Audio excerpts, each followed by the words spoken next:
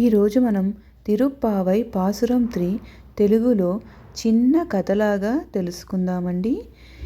ఒక గ్రామంలో ఎన్నో ఏళ్లుగా వర్షాలు లేక భూమి ఎండిపోయింది.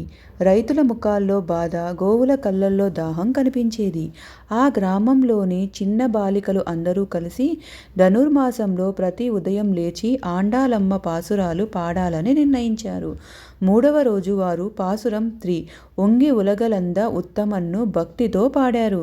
లోకాలని కొలిచిన శ్రీమన్నారాయణుడి నామం పాడితే వర్షాలు సమృద్ధిగా కురుస్తాయి, పంటలు బాగా పండుతాయి, గోవులు పాలు పొంగి పొర్లేలా ఇస్తాయి అని ఆండాలమ్మ చెప్పిన మాటలను హృదయంలో పెట్టుకున్నారు.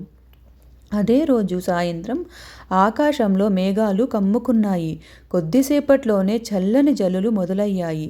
కొన్ని రోజుల్లోనే చెరువులు నిండాయి, పొలాలు పచ్చగా మారాయి, గోవుల పశుగ్రాసం పెరిగి పాలు అధికంగా ఇచ్చాయి. గ్రామమంతా ఆనందంతో నిండిపోయింది. అప్పుడు పెద్దలు చెప్పారు, భక్తితో పాడిన ఆండాలమ్మ పాసురం లోకానికే శుభాన్ని తెస్తుంది. ఈ కథలోని నీతి, నిస్వార్థ భక్తితో చేసే ప్రార్థన వ్యక్తికే కాదు లోకానికే శుభాన్ని కలిగిస్తుంది.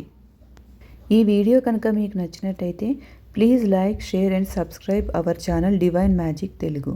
Thank you. శ్రీమన్నారాయణ.